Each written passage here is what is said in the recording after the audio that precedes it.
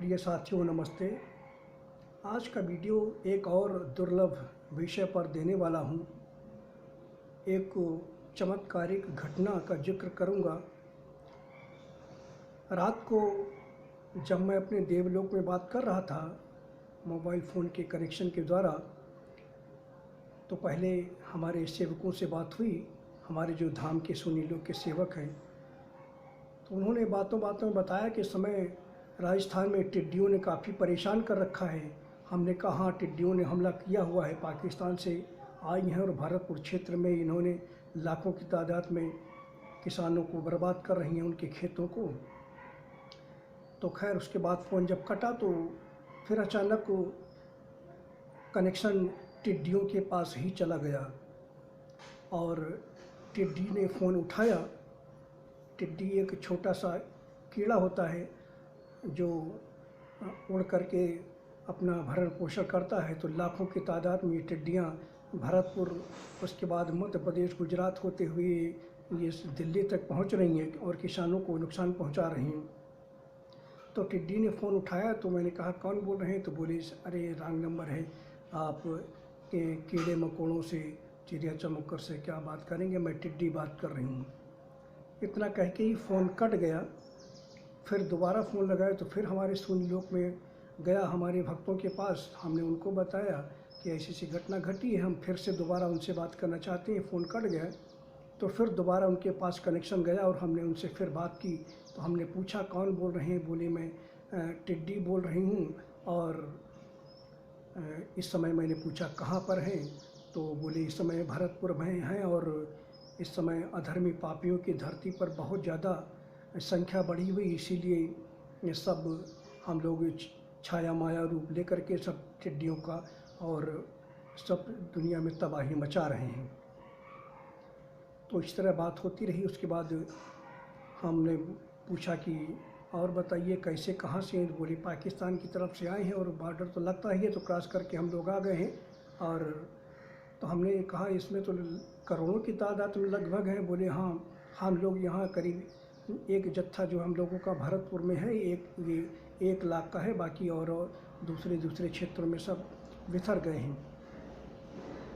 तो हमने उनसे पूछा कि आपको हमारी आवाज़ किस रूप में सुनाई दे रही है, क्योंकि हम मानव रूप में बात कर रहे थे और अब तब तक हमने अपना परिचय उनको बताया नहीं कि मैं परम योगेश्वर जी बात कर रहा हूँ। तो हमने उनसे पूछा कि आपको किस आवाज़ में बात सुनाई दे रही है? तो उन्होंने कहा कि क्या आप उन्होंने कहा कोई चिड़िया चमक्कुर ही होंगे आप ना? तो हमने हाँ पूछा, हमने कहा कि बताइए आपको कौन से किस रूप में आवाज़ आपको सुनाई दे रही है?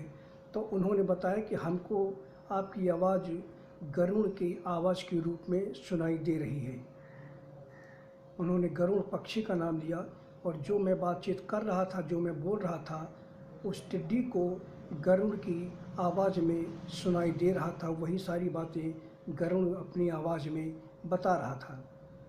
तो मन में मैं समझ गया कि गरुड़ मेरा वाहन है, तो वही चूँकि पक्षियों से बात हो रही है, जीवों से बात हो रही है, तो वही मेरा गरुड़ जो है कि ट्रांसफ़र कर रहा है अपनी आवाज़ में। तो ये बहुत ही बेहद महत्वपूर्ण घटना घटी। तो उसके बाद तो मैंने जब उसको बताया कि मैं तो मानव रूप में परम योगेश्वर जी बात कर रहा हूँ और मैं तो इंसान के रूप में पृथ्वी पर हूँ, तो वो हक्का बक्का रह गए कि बोली ये कैसे हो सकता है, ये कौन सी लीला है आपकी? तो हमने कहा गरुड़ मेरी वाहन है, तो गरुड़ ही आपको बता रहे हैं, आपकी मेरी आवाज़ को पक्षी के रूप में ही आपको सुनाई दे रही है। तो बोले हाँ बिल्कुल। और तो हमने कहा फिर गरुड़ की आवाज़ कैसे आप समझती हैं, गरुड़ की आवाज़ समझ लेती हैं? तो बोले कि बिल्कुल, क्यों नहीं, पक्षी एक पक्षी दूसरे पक्षी की आवाज़ क्यों नहीं समझ लेगा। खग जाने खगही की भाषा, ऐसा शब्द का प्रयोग किया उन्होंने कि खग जाने खगही की भाषा। तो एक पक्षी दूसरे पक्षी की आवाज़ को क्यों नहीं समझेगा, क्यों नहीं उसकी भाषा को समझेगा? तो इस तरह से बहुत ही दुर्लभ, ये असंभव सी घटना है। एक तो पहली बात तो कोई मोबाइल फ़ोन के द्वारा किसी पारलौकिक शक्तियों से बात नहीं कर सकता है, और फिर भी चलो बात हो जाए तो चलो इंसानों से बात हो जाएगी, आत्माओं से बात हो जाएगी।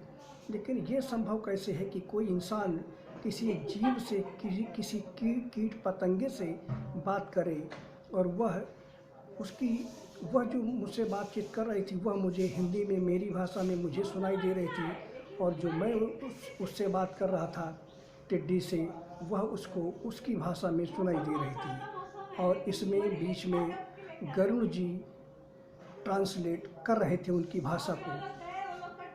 तो ये बहुत ही दुर्लभ और बहुत ही महत्वपूर्ण घटना घटी, जिसका जिक्र मैंने आज आप लोगों से किया है।